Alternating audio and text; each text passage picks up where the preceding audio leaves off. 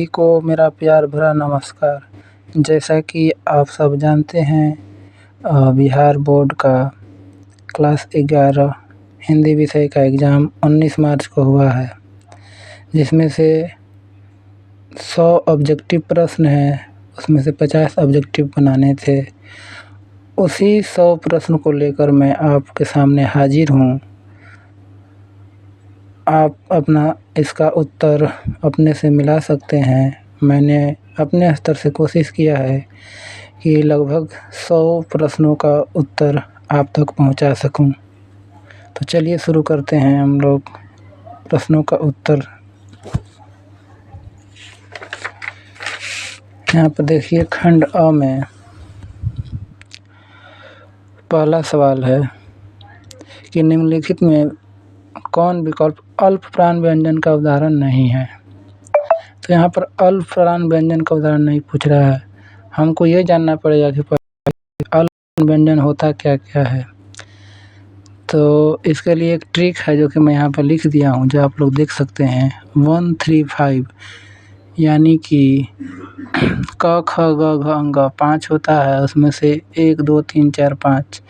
वैसे अगर नंबरिंग लेकर चलें तो 1 पर आता है क, और 3 पर आता है 3 पर आता है ग, और 5 यानी 5 पर आता है अंग, यानी क ग अंग हो गया अल्पप्राण। तो यहाँ पर अल्पप्राण को नहीं बताना है, तो इसमें ग है तो कि नहीं होगा। उसी प्रकार च को लेकर चलेंगे तो च ज और य, ये सब अल्पप्राण हो जाएगा। तो उसके आधार पर हम चलें तो फ चूँकि दूसरे नंबर पर आता है तो ये अल्पप्राण नहीं होगा। तो अल्पप्राण नहीं होगा तो क्या होगा, महाप्राण होगा। तो महाप्राण भी क्या क्या होता है, तो 24। इसका भी एक ट्रिक है। 2 पर ख है और 4 पर घ है, 2 और 4। इसके अलावा उष्ण व्यंजन भी महाप्राण के उदाहरण हैं। तो उष्ण व्यंजन में आते हैं तालव्य स, मूर्धन्य स, दंत्य स और ह। तो आपने ये समझ गए होंगे। दूसरे सवाल पर चलते हैं। दूसरा सवाल है, केवल मुंह से बोले जाने वाले सस्वर वर्णों को क्या कहते हैं। तो इसका उत्तर होगा निर्नुनासिक होगा। तीसरा प्रश्न है, स्पर्श व्यंजनों की संख्या कितनी है। तो स्पर्श व्यंजनों की संख्या 25 है। इसमें से अंतस्थ व्यंजन होते हैं 4 और उष्ण व्यंजन होते हैं 4। कुल मिलाकर व्यंजनों की संख्या 33। चौथा प्रश्न है कि जिस स्वर के उच्चारण में तिगुना समय लगे उसे क्या कहते हैं। प्लुत स्वर। जैसे कि हम अगर देखते हैं कि स्वर के कितने भेद, तो स्वर के 3 भेद, ह्रस्व स्वर, दीर्घ स्वर और प्लुत स्वर। तो ह्रस्व स्वर में होता क्या है कि सबसे कम समय लगता है उच्चारण में, दीर्घ स्वर में उससे दुगना समय लगता है, और प्लुत स्वर में तिगुना समय लगता है। इसमें छोटा एस का इसका पहचान है प्लुत स्वर का। जैसे कि इसमें लिखा हुआ है ओम, तो ओम ऐसे अगर बीच में छोटा एस न लगाए तो ओम पढ़ देंगे, लेकिन जैसे ही एस लगा देंगे तो इसको बोलेंगे ओम। जैसे कि यहाँ पर लिखा हुआ है राम, लंबा समय तक खींचना होता है आवाज़। अगला सवाल है कि निम्नलिखित में कौन अंतस्थ व्यंजन नहीं है। अभी हम ऊपर पढ़े कि अंतस्थ व्यंजन 4 और उष्ण व्यंजन 4। तो अंतस्थ व्यंजन जो है वह ह नहीं है। क्यों नहीं है कि अंतस्थ व्यंजन य, र, ल और व होता है, और उष्ण व्यंजन होता है, ऊपर ही हम लिख दिए थे, तालव्य स, मूर्धन्य स, दंत्य स और ह। तो वो उष्ण व्यंजन हो जाएगा, जो कि महाप्राण होता है।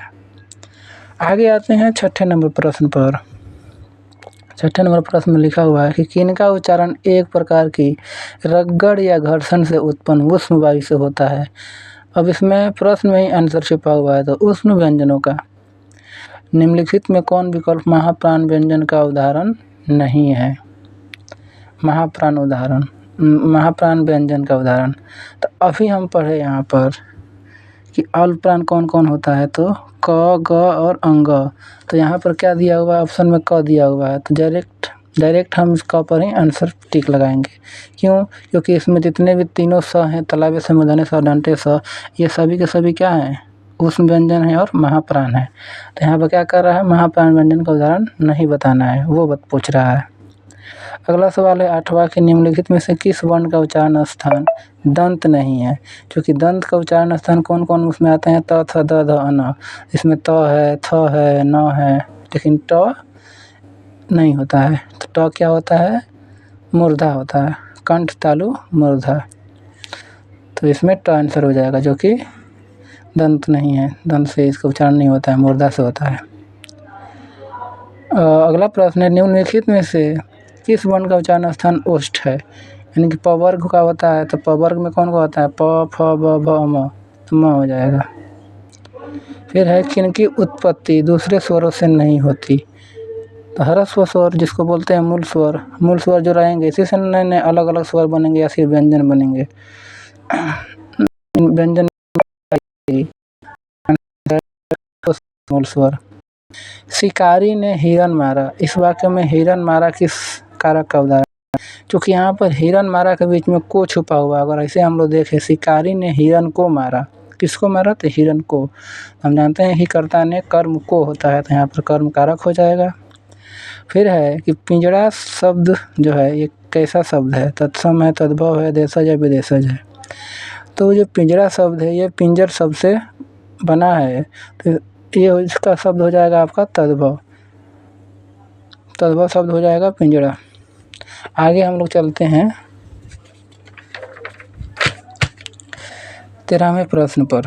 13वां प्रश्न है कि मोहन आया था किस काल का उदाहरण है? क्योंकि ये बीत चुका है तो भूतकाल, बहुत आसान है। लिखित में से कौन विकल्प युग्मक ध्वनि का उदाहरण है? युग्मक ध्वनि यहाँ पर देखिए, संबल है, प्राण है, दिक्कत है और म्लान है।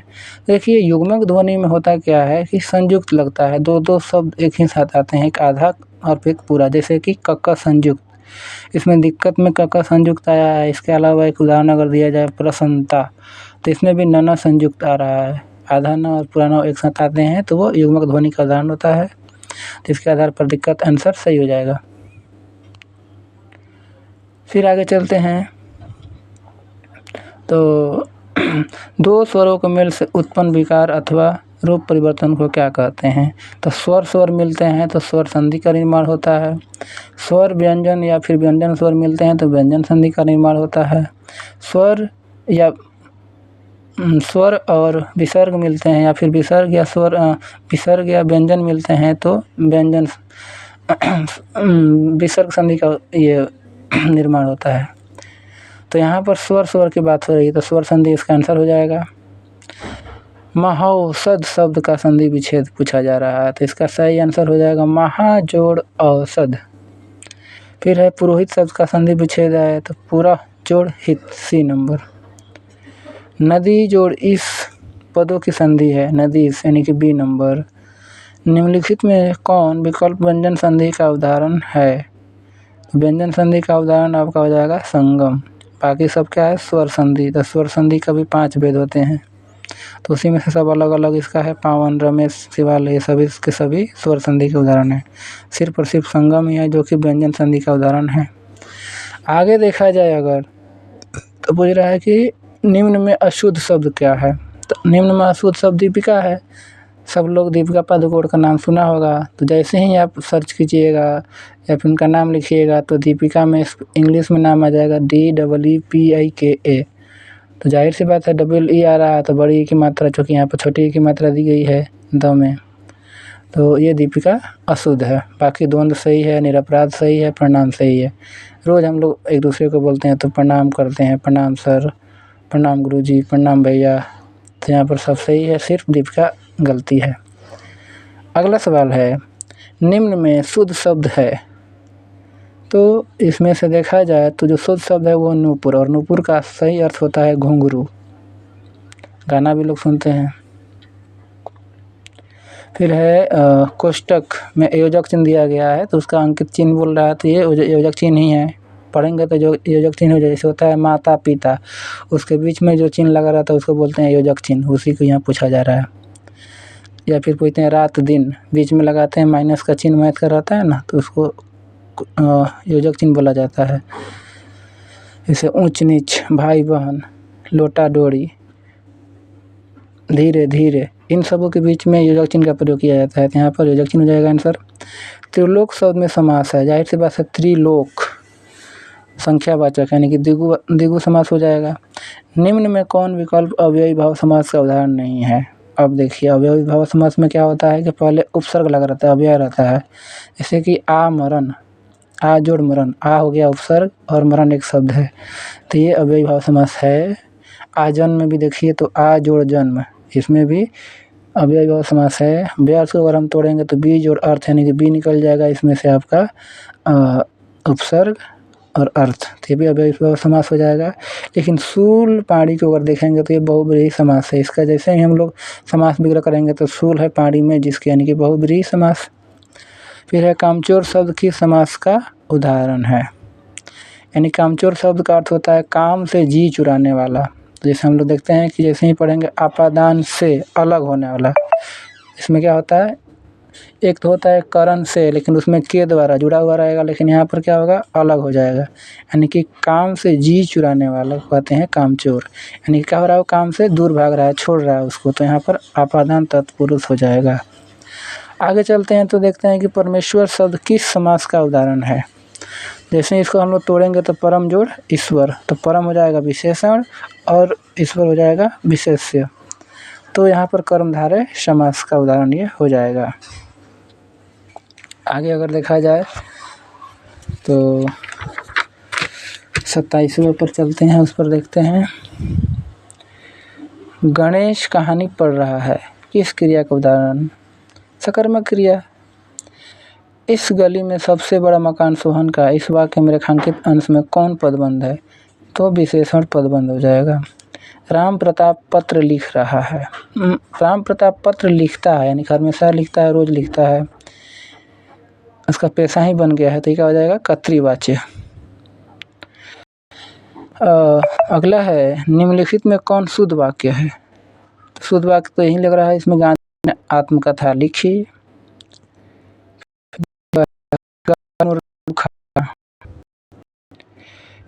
का अर्थ यहाँ पर दो चीज दिया हुआ है, एकदम कंफ्यूजन वाला। जैसे ही छात्र पढ़े तो कंफ्यूज गया हो, कौन सी टिक लगाएं, बीती बातें विसार देना, याद करना। यहाँ पर आपको जान लेना चाहिए कि विसार देना का मतलब होता है जान। तो गड़े मुर्दे उखाड़ना यानी मुहावरा बोला था ना कि आदमी गड़े मुर्दे उखाड़, यानी बीती बातों को याद कर रहा है, झगड़ा लड़ाई कर रहा है, यानी कि बीती बातें को याद करना। ये बी नंबर आंसर हो जाएगा। झमाझम वर्षा हो रही है, किस वाक्य का उदाहरण है। सरल वाक्य है, सिंपल है एकदम, कि झमाझम वर्षा हो रही है, तो सरल वाक्य हो जाएगा ए। फिर है दानों की संज्ञा का उदाहरण है, तो एकदम आसान क्वेश्चन पूछा हुआ है, जो छोटे बच्चे भी जवाब दे सकते हैं। जातिवाचक संज्ञा हो जाएगा, क्योंकि पूरे दानव जाति की बात हो रही है। घी किस संज्ञा का उदाहरण है, दोनों कितना आसान आसान सवाल दिया हुआ है, तो घी हो जाएगा द्रव्यवाचक संज्ञा। तालाब शब्द किस लिंग का उदाहरण है, तो ये पुल्लिंग हो जाएगा। चिंता शब्द किस लिंग का उदाहरण है, तो स्त्रीलिंग हो जाएगा, वो भी कौन, आकारांत स्त्रीलिंग हो जाएगा, यानी कि ए आंसर सही हो जाएगा। सड़क शब्द का बहुवचन रूप है, भी आसान है, सड़कें। एक पंथ दो काज लोकोक्ति का अर्थ है, यानी जाहिर सी बात है, एक पंथ एक रास्ता हम जा रहे हैं, उसमें से एक और काम हो जाए, एक काम से दूसरा काम हो जाना, सी नंबर। जो राजगद्दी का अधिकारी हो, तो युवराज, तो बहुत आसान है। अनेक शब्दों के लिए एक शब्द पूछा, यानी कि वाक्यांश जो रहता है। अगला सवाल है विस्तृत शब्द का विलोम, यानी संक्षिप्त यानी कि छोटा, विस्तृत मतलब विस्तार। सम्मुख शब्द का विलोम विमुख हो जाएगा। निम्न में कौन विकल्प सोना शब्द का पर्यायवाची है, कंचन है, हेम है और कनक है। फिर है राजा शब्द का पर्यायवाची शब्द है, तो वो हो जाएगा महीप। रचना की दृष्टि से वाक्य के कितने भेद हैं, तो 3, ए नंबर आंसर। विष्णु विशेष्य का विशेषण है वैष्णव, यानी कि विष्णु से संबंधित हो जाएगा वैष्णव। समर विशेषण का विशेषण हो जाएगा सामरिक।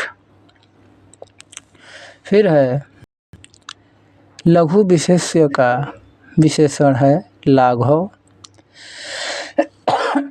यानी कि लघुता, सी नंबर आंसर हो जाएगा। रंगीला शब्द में प्रत्यय है रंगीला, बड़ी की मात्रा है तो उसको बाहर निकालेंगे तो बड़ी की मात्रा बाहर निकल जाएगी, तो इला। मेरठ वाला, मेरठ शब्द हो जाएगा तो क्या निकल गया, वाला, वाला हो जाएगा आंसर इसका। कड़वाहट शब्द में कौन सा प्रत्यय है, तो इसमें हो जाएगा आहट। फिर हो जाएगा उत्तम शब्द में कौन सा उपसर्ग है, उत, क्योंकि उत्त में उत्तम में तत्व संयुक्त है, अनमोल शब्द में कौन सा उपसर्ग है, तो जिसको तोड़ेंगे तो अन जोड़ मोल, तो अन उपसर्ग हो जाएगा। प्रत्युपकार में प्रत्युपकार शब्द में कौन सा उपसर्ग है, कौन उपसर्ग है, तो प्रति।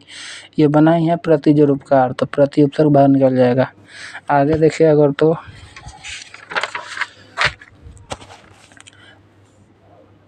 बनावट के विचार से शब्द के कितने प्रकार हैं, 3, रूढ़, योगरूढ़ और यौगिक। निम्न में कौन योगरूढ़ शब्द का उदाहरण है, गंगा जल हो जाएगा। सफेद कबूतर शीर्षक पाठ के लेखक हैं न्योगेन क्वांग थान। आगे है जगन्नाथ शीर्षक पाठ के रचनाकार कौन है, तो केदारनाथ सिंह की कविता है, तो सी नंबर आंसर हो जाएगा, जो कि सिलेबस से है। तोड़ती पत्थर शीर्षक पाठ के रचनाकार कौन है, सूर्यकांत त्रिपाठी निराला, ये भी सिलेबस से है। सूर्य शीर्षक के लेखक हैं ओदोलेन, इसमें कल भी शीर्षक सिलेबस से है। कविता की परख शीर्षक पाठ के रचनाकार कौन, रामचंद्र शुक्ल, ये भी सिलेबस से ही है, पाठ्यक्रम से है, रामचंद्र शुक्ल हो जाएगा। अगला सवाल है, निम्न में कौन शीर्षक पाठ के साहित्यिक विधा कहानी नहीं है, तो गांव के बच्चों की शिक्षा ये व्याख्यान हो जाएगा। बाकी सब की सब कहानी है। पुष्किरात प्रेमचंद की कहानी है, सिक्का बदल गया ये भी कहानी है, कृष्णा सोती की, और भोगे हुए दिन ये भी कहानी है।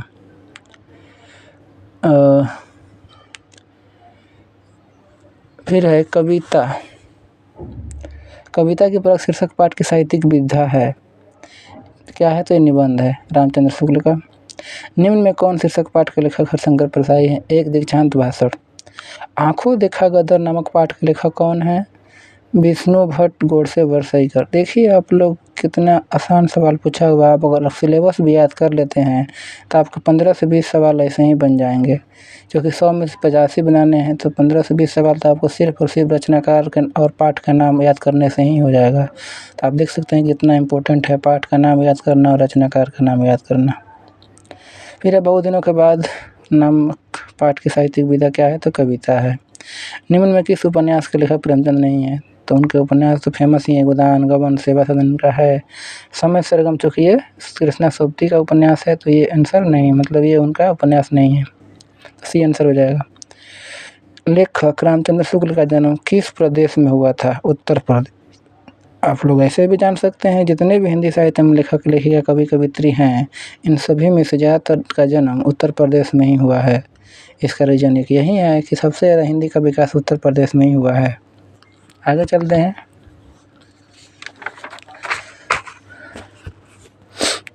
अगला सवाल है, माझा प्रवास की मूल भाषा क्या है, मराठी है।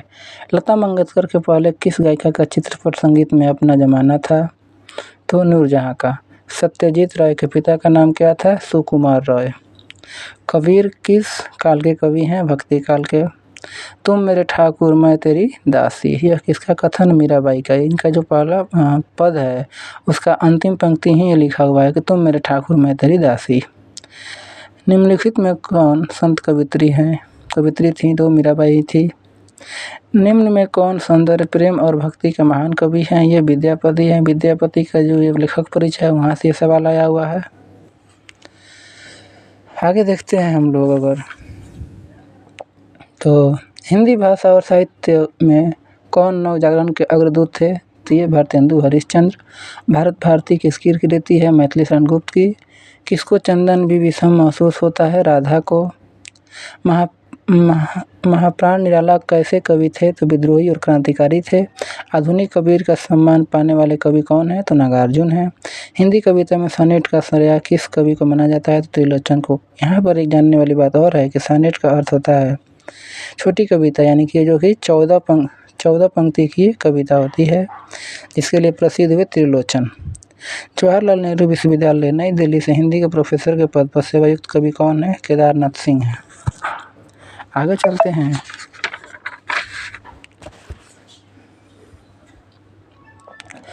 निम्नलिखित में से किस कवि को 2006 में पहल सम्मान से सम्मानित किया गया, तो वो थे नरेश सक्सेना। नया कानून शीर्षक पाठ के लेखक कौन है, शहादत हसन मंटो हैं।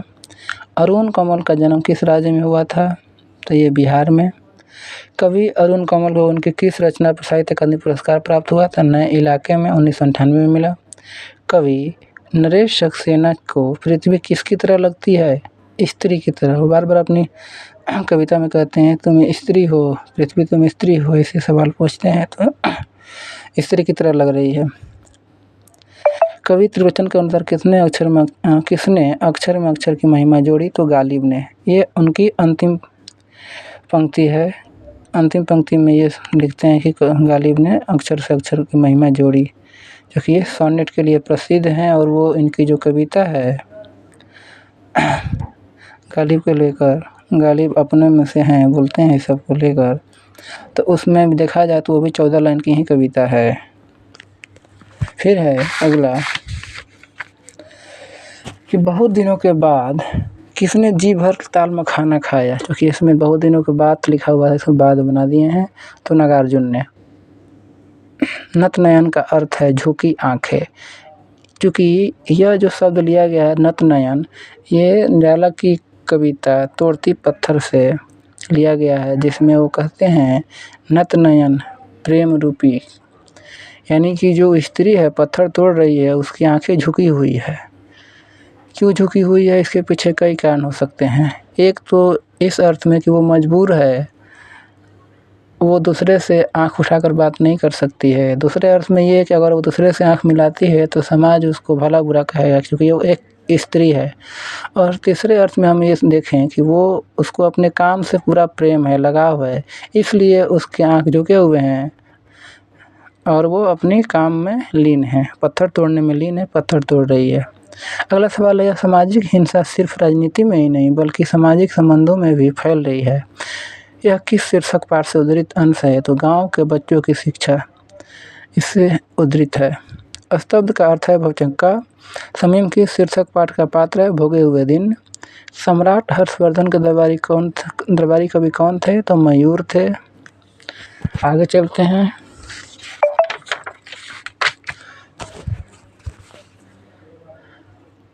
निम्नलिखित में से कौन भारतीय विद्याविद यूरोपीय विद्वानों की परंपरा की एक आधुनिक कड़ी थे? इस सवाल पर मुझे भी डाउट है, इसका अभी तक आंसर हमको नहीं मिल पाया है। मैं कोशिश करूंगा कि इसका जल्दी जवाब मैं दे सकूं। आगे चलते हैं। परसाई रचनावली खंड 4 से ली गई रचना कौन है? तो उन्हीं की रचना एक दीक्षांत भाषण। अगला है उत्तरी स्वप्न परी हरि क्रांति, शीर्षक पाठ में किस नदी का जिक्र है?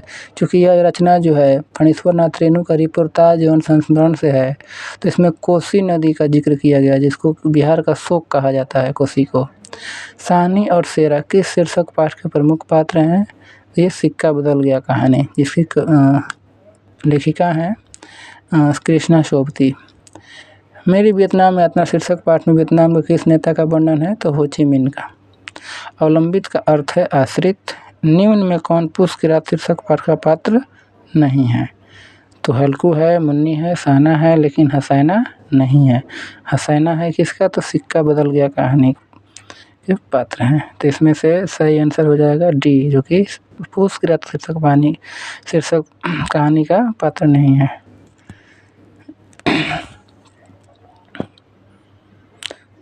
मिलते हैं अगले वीडियो में, तब तक के लिए सभी को मेरा प्यार भरा नमस्कार।